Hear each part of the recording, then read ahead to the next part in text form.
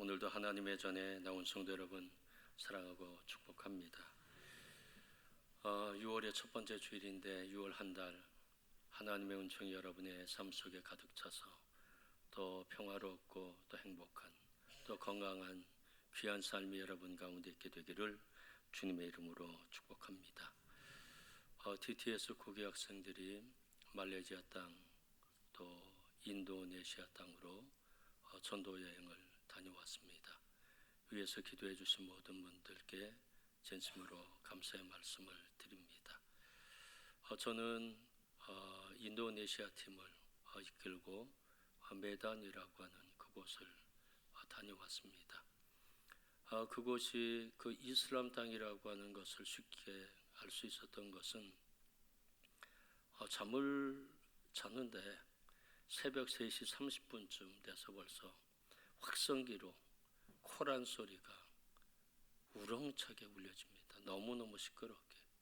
그 코란 소리는 한 사원에서만 하는 게 아니라요, 그 근처에 있는 대여섯 사원이 그냥 동시에 막 해댑니다. 무슨 소리인지 알 수는 없지만 그 하여튼 엄청나게 시끄럽게 그렇게 울려대는 소리를 통해서 내가 있는 곳이 집이 아니라 이슬람 땅이다 하는 것을 깨닫게 됐습니다. 그럼에도 불구하고 그곳에는 굉장히 소망이 있습니다. 메단 땅이라고 하는 곳에 기독교인들은 참 핍박을 많이 받아요. 우리가 오기 하루 이틀 전에는 비상이 있었습니다. 그 테러리스트가 메단에 잠입했다는 그런 정보 때문에 삼엄하게 경배를 하고요. 우리가 호텔에 들어갈 수 있는 기회가 있었는데 무슨 시커먼 개가 일일이 다 그 차 있는데 냄새 다 맡고 차 아래에 거울로 이렇게 대는 거 있잖아요. 그런 거 다 대고 그렇게 상엄하게 경비를 하는 것들을 보았습니다. 그럼에도 불구하고 그 메단 땅에 이슬람 땅이잖아요. 큰 교회들이 있었어요. 15,000명 모인 주일마다 15,000명이 모이는 교회가 있었고요. 한 교회는 어떤 사람의 정보에 따르면 아마 방화를 했어요. 그래서 다른 곳으로 이사를 했지만 그 교회는 또 청년들, 장년들도 많이 있지만 청년만 3,000명 모이는 어마어마한 교회가 그 메단 땅에 있습니다. 곳곳에 교회가 있는데 메단이라고 하는 곳, 그 전체 이슬람 지역이거든요, 사실은요. 그런데 교회가 성행하고 흥왕했던 까닭은 두 가지 이유 때문입니다. 첫 번째는 바딱족이라고 하는 그 족속이 집단 개종을 했습니다. 한 선교사, 독일의 선교사님이 희생적으로 선교를 했어요. 그랬더니 바딱족의 왕이 기독교로 개종합니다. 그리고 당신들은 자유롭게 종교를 선택하십시오 했더니 모든 사람들이 왕을 따라서 집단적으로 개종을 하게 되고요. 메단 땅은 특별히 바딱족이 중심이 된 그런 도시거든요. 한 250만 명이 살고 있는 그런 도시입니다. 또 그곳에 기독교인들이 많은 까닭, 기독교인 한 30% 됩니다. 어마어마한 거고요. 인천보다 더 기독교인이 많다고 생각하면 됩니다. 그 까닭은 제가 예전에도 설교를 했습니다마는 1970년대에 있었던 성령 부흥의 역사, 멜리에 대해서 전도자에 대해서 제가 몇 주 선교를 했었는데 그때 북스마트라 지역, 거기에서 북스마트라에 들어가거든요. 그곳에 있었던 강한 성령의 역사가 바로 우리가 갔었던 그 지역에 그 많은 사람들이 예수 믿어 구원받게 되는 그런 엄청난 역사가 일어나게 됐습니다. 선교사들의 희생과 헌신 열매로 맺혀지게 되고요. 우리가 말레이시아 땅에서 인도네시아 땅에서 복음을 전했죠. 잠깐이지만 우리가 심었습니다. 하나님 반드시 열매 맺도록 도와주실 것입니다. 여러분도 이 말레이시아 또 인도네시아가 이슬람 땅입니다. 그 땅을 위해서 여러분께서 계속해서 기도해 주시기를 바랍니다. 우리 주님은 두 가지 꿈이 있으셨어요. 첫 번째 꿈은 십자가에서 죽는 꿈이 예수님의 꿈입니다. 우리의 꿈은 뭔가요? 될 수 있는 한 오래 사는 것, 살아가는 것, 살아남는 것, 그것이 우리의 꿈이에요. 근데 예수님의 꿈은 죽는 것이 꿈이었습니다.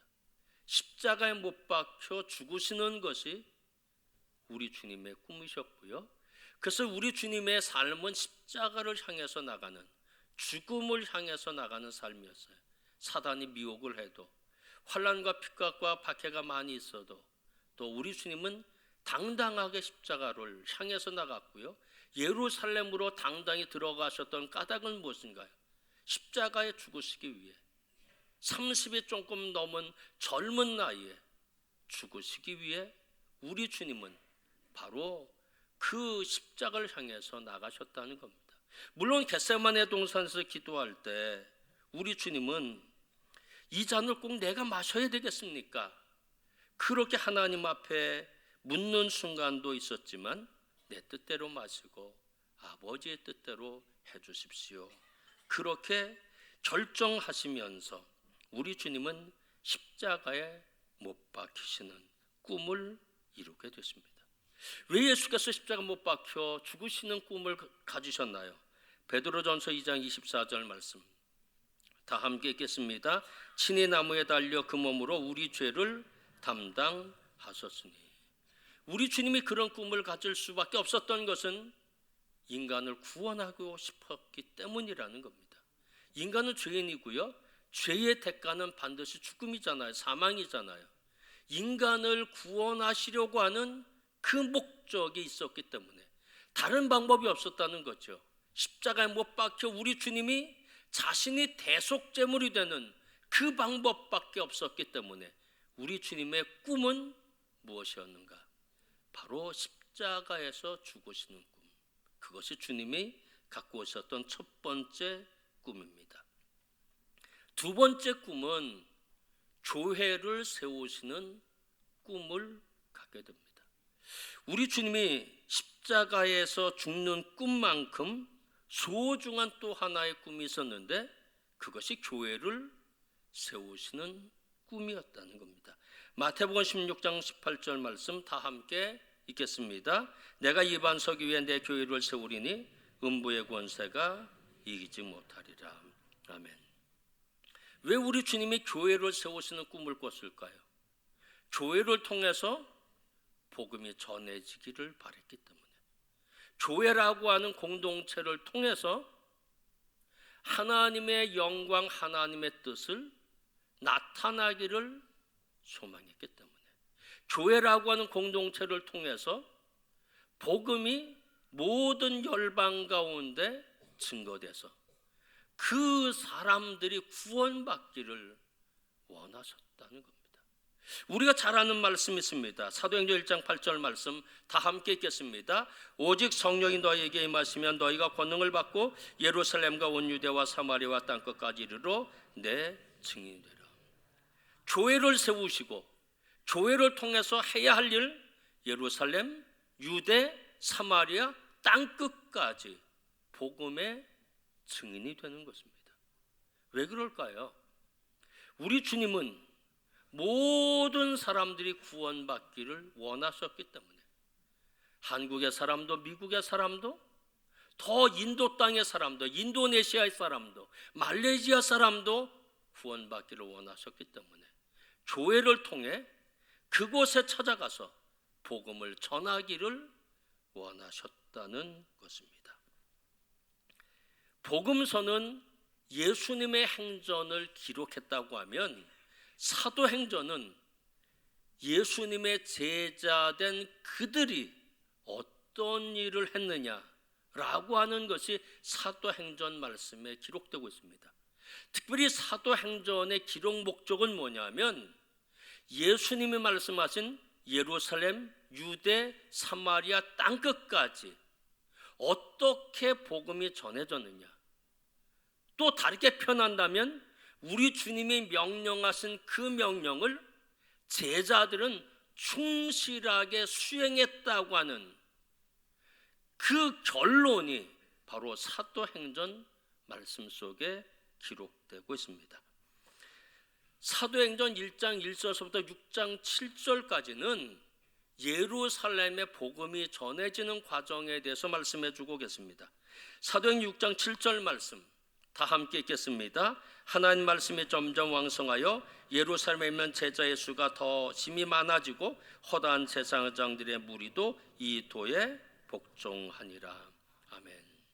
예루살렘 땅에 복음이 전해지고 신도의 수가 많아질 뿐만 아니라 제사장들도 예수 믿어 구원받게 됐다는 겁니다. 예루살렘 땅에 복음이 확장됐다는 거죠.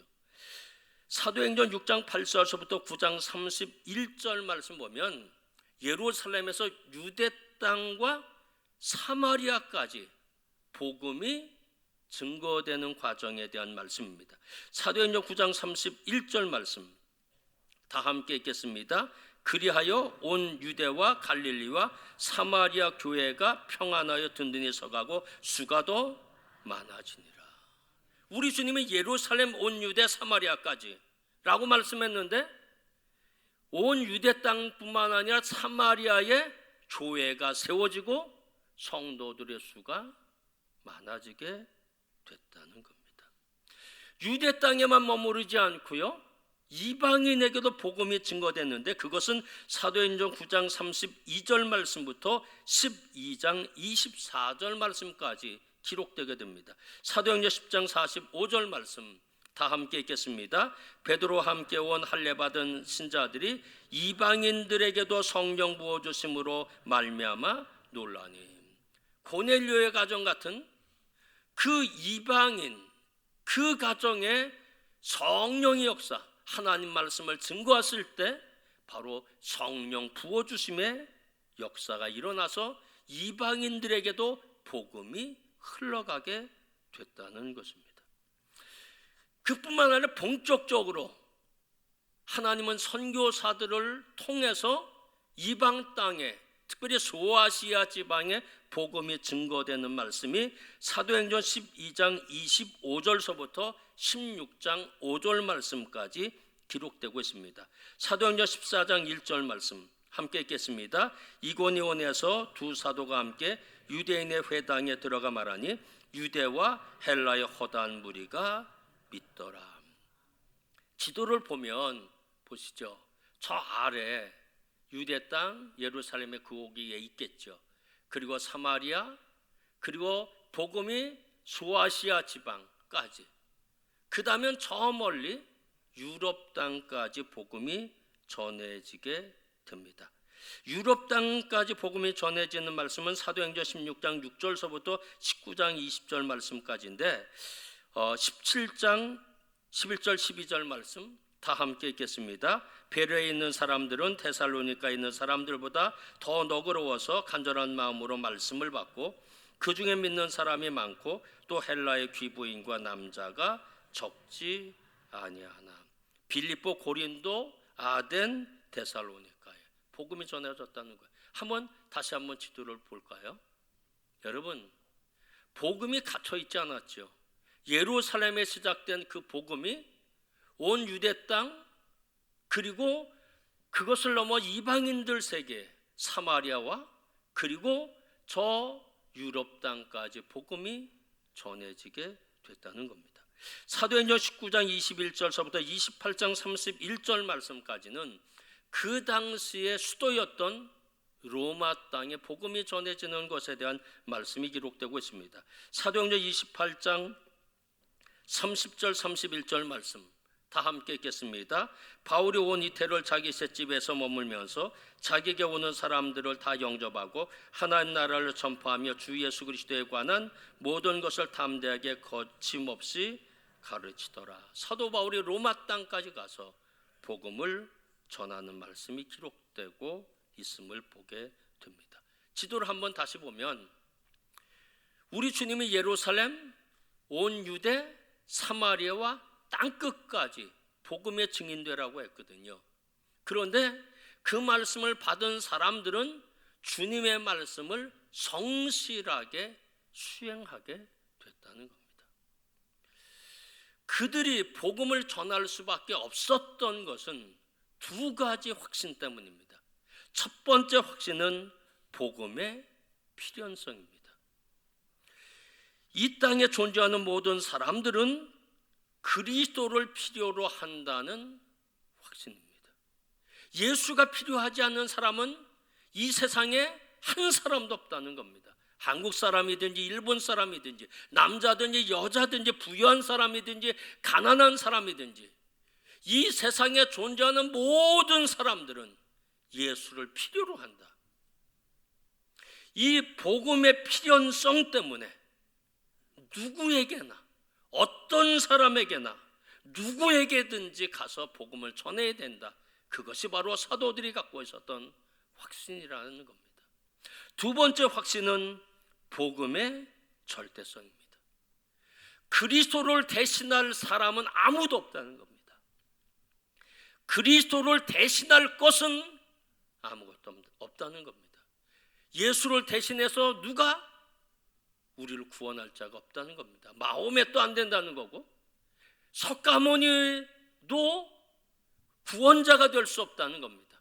장길자가 아니면 문선명이 예수를 대신해서 구원할 수 있는 자가 아니라는 겁니다. 복음의 절대성. 사도행전 4장 12절 말씀 다 함께 읽겠습니다. 다른 이로서는 구원을 받을 수 없나니 천하 사람 중에 구원을 받을 만한 다른 이름을 우리에게 주신 일이 없습니다. 아멘. 세상의 어떤 것으로도 예수를 대체할 수 없다는 겁니다. 오직 예수 그리스도만이 구원자라는 겁니다. 오직 예수 그리스도만이 그리스도라는 겁니다. 예수를 통해서만 천국 가는 거지 세상의 어떤 유명한 인물을 통해서 천국 갈 수는 결코 없다는 겁니다. 복음의 필연성, 복음의 절대성, 그것이 바로 제자들로 하여금 복음을 세상 땅끝까지 전하게 되었다는 것입니다. 오늘 본문 말씀은 고린도전서 1장 18절 이하의 말씀인데 결국 십자가의 복음과 구원에 관한 말씀입니다. 영혼 구원을 위해서 주님이 말씀하셨듯이 교회가 해야 할 일이 무엇인지 우리에게 다시 사도 바울이 설명하는 말씀이 기록되고 있습니다. 예수님 말씀하셨죠. 땅끝까지 증인되어야 된다. 예루살렘뿐만 아니라 온 유대 사마리와 땅끝까지 증인이 되거라 말씀했는데 사도 바울은 그것을 다시 재해석해서 우리에게 말씀해 주고 계십니다. 고린도전서 1장 21절 말씀 다 함께 읽겠습니다. 하나님의 지혜에 있어서는 이 세상이 자기 지혜로 하나님을 알지 못하므로 하나님께서 전도에 미련한 것으로 믿는 자들을 구원하시기를 기뻐하셨도다. 아멘. 하나님은 구원하시는 것을 기뻐하신다는 겁니다. 하나님의 마음은 어떤 마음이냐? 세상 모든 사람들이 구원받기를 원하신다는 겁니다. 예전에 유대인들이 갖고 있었던 생각, 유대인들은 구원받고 다른 사람들은 다 지옥에 들어가야 하나님 기뻐하신다고 생각했는데 아니라는 겁니다. 하나님은 이방인이든지 유대인이든지 아프리카 사람이든지 유럽 사람이든지 피부가 검든지 하얗든지 그것과 상관없이 모든 사람이 구원받는 것이 하나님의 기뻐하시는 일이라는 겁니다. 그러면 그것을 위해서 인간이 해야 할 일은 무엇인가요? 그것은 전도라는 겁니다. 하나님께서 전도에 미련한 것으로 믿는 자들을 구원하기를 기뻐하셨도다. 하나님이 하시는 일은 구원하시는 일이에요. 우리가 구원할 수는 없어요. 그러나 인간이 할 수 있는 것, 우리가 할 수 있는 것은 뭔가? 그것은 전도하는 것이라는 겁니다. 하나님은 2000년 동안 전도라고 하는 방법을 통해서 인간들을 구원해 내셨다는 겁니다. 생각해 보면 너무 감사하죠. 이 조선 땅 아주 작은 땅 아닙니까? 이 땅까지 복음이 전해진 까닭은 누군가가 복음의 필연성, 복음의 절대성, 이 믿음을 갖고 이 땅에 와서 복음을 전했기 때문에, 전도했기 때문에 우리가 구원받을 수 있었다는 겁니다. 아펜젤레라고 한 선교사는 27세 때 이 조선 땅에 오게 됩니다. 그는 조선 땅에 발을 디디면서 이렇게 기도했습니다. 부활절 아침, 사망의 철장을 깨뜨려 버리신 주님께서 이 백성들을 묶고 있는 결박을 푸시고 그들을 하나님의 자녀로 빛과 자유로 인도해 주십시오. 그렇게 기도했습니다. 그는 와서 학교도 세웠어요.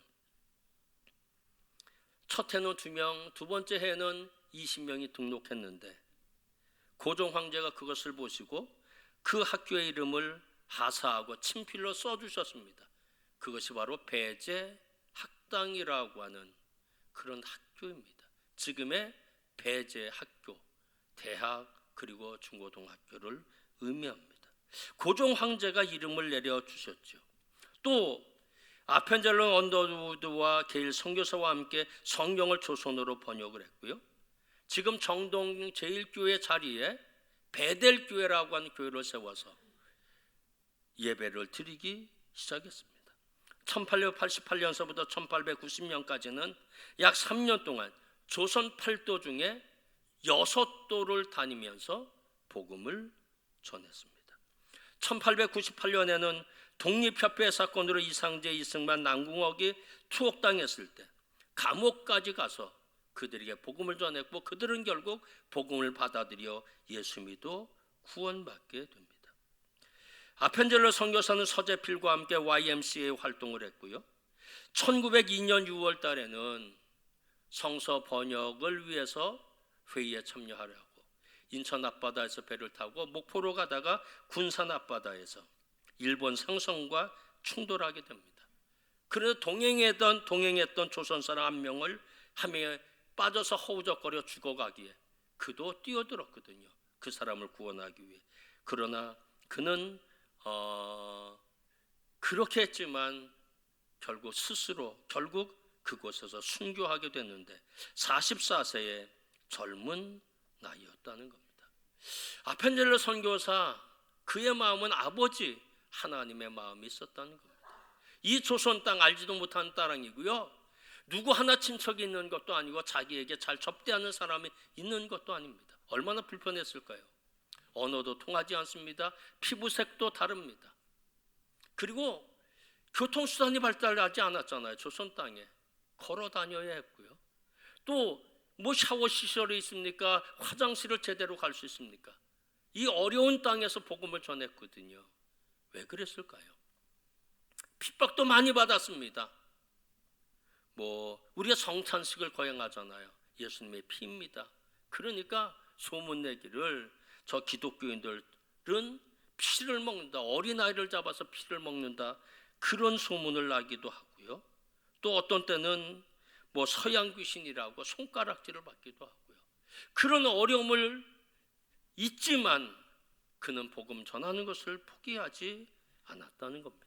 18년 동안 이 땅, 정말 동방의 아주 작은 땅인데 이 땅을 사랑하고 복음을 전했던 까닭은 복음의 필연성, 복음의 절대성, 그것을 바로 확신했기 때문이라고 하는 것입니다. 사랑하는 성도 여러분, 이 한국 땅 교회가 얼마나 많나요? 너무 감사하죠. 아펜젤러라고 한 선교사 때문에 감리교회가 수없이 세워지게 되었다는 겁니다. 얼마나 힘들었을까 여러분 생각해 보세요. 말도 통하지 않는 이 나라에 와서 복음을 전했다. 너무 힘들었을 겁니다. 사랑하는 성도 여러분, 하나님이 원하시는 것, 모든 열방의 사람, 힌두교인이든지 불교인이든지 아니면 이슬람 사람이든지 그것과 관계없이 모든 열방 민족에게 복음이 전해져서 그리고 구원받기를 원하신다는 겁니다. 그것을 위해서 우리는 선교하는 것이고 그것을 위해서 우리는 전도하는 것이라는 겁니다. 우리는 많이 받았거든요. 그 은혜를 받았거든요. 구원받았거든요. 그럼 우리가 해야 할 일은 뭔가요? 하나님이 해오신 방법 2000년 동안 사람을 통해서 복음을 전했다는 겁니다. 하나님이 교회를 세우신 것은 교회를 통해 선교하기를 바라고 교회를 통해서 복음이 전해지기를 바라고 있다는 겁니다. 이제 누구 차례인가요? 우리 차례입니다. 이제 누가 해야 되나요? 내가 해야 하는 겁니다. 전도를 내가 하면 전도라고 하는 그 방법을 통해서 하나님은 사람들을 구원해 내신다는 겁니다. 사랑하는 성도 여러분, 우리 DTS 국기 학생들 말레이시아 땅, 인도네시아 땅에서 복음을 전했는데 여러분 그것이 열매로 맺혀지기 위해서 여러분 기도해 주시기를 바랍니다. 또 다음 주일은 우리가 총동원 전도 주일입니다. 우리 주변에 예수 믿지 않는 많은 사람들이 있거든요.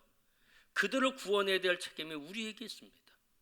아펜젤런 미국 땅에서 27살 나이에 이 한국 땅에 와서 복음 전했는데 그리고 이 땅에서 순교했는데 사랑하는 성도 여러분, 복음 전하는 것 우리의 의무라고 하는 것입니다. 하나님이 이 땅에 교회를 세우신 까닭은 우리를 통해서 나를 통해서 복음이 전해지기를 원하시기 때문이라고 하는 것입니다. 이것이 하나님 아버지의 마음이고요. 하나님 아버지의 마음을 갖고 있는 사도 바울은 이방 곳곳을 다니며 복음을 전했고요. 아펜젤러 선교사도 조선 육도를 찾아다니며 복음을 전했고요. 우리도 마찬가지입니다. 세계 곳곳을 다니며 복음을 전해야 하고요. 우리의 주변에 가까운 곳 찾아다니며 복음을 전해야 합니다. 왜냐하면 그것이 하나님의 뜻이기 때문입니다. 이제 하나님 아버지의 마음이 여러분 가운데 있으시고요. 이 한 주간 동안 저 먼 곳까지 가서 복음은 전하지 못하지만 가까운 이웃에서 내가 복음을 전하겠습니다. 그런 마음을 갖고 기도하며 전도에 앞서서 하나님의 뜻을 이루어가는 성도 여러분이 다 되시기를 주님의 이름으로 축원합니다. 기도하겠습니다. 하나님 감사합니다. 하나님의 마음을 우리에게 부어주셔서 너무 감사합니다. 사도 바울이 하나님의 마음으로 복음을 전했고 베드로가 하나님의 마음을 품고 복음을 전했습니다. 그리고 2000년 동안 수많은 사람들이 하나님 아버지의 마음을 품고 복음을 전했습니다. 아펜젤로도 이 땅에 와서 수많은 어려움을 겪었지만 아버지의 마음이 있었기 때문에 이 땅에 와서 복음을 전했습니다. 하나님, 예수의 십자가를 대신할 것은 아무것도 없습니다. 오직 예수 그리스도만이 구원의 통로입니다. 예수 아니고는 구원받을 수가 없습니다. 하나님, 이것을 우리가 믿게 하시고 우리 주변에 죽어가는 영혼들 위해 복음 전한 저희들 되게 도와주시옵소서. 하나님, 우리 교회를 주께서 축복하셔서 세계 선교 열심히 감당하게 하시고 선교사들을 위해 기도하고 후원하게 하시고 또 하나님, 우리가 외국 땅에 가서 복음 전하게 하시고 가까운 곳에서 또 복음 전하는 우리 교회 되게 도와주시고 우리 주님이 교회를 그렇게 세우시려고 꿈을 가지신 것은 선교 때문이고 사람들을 구원하시기 위해서라고 한 사실을 깨닫고 그 일에 우리가 쓰임받도록 도와주옵소서. 예수 그리스도의 이름으로 감사하며 기도하였습니다. 아멘.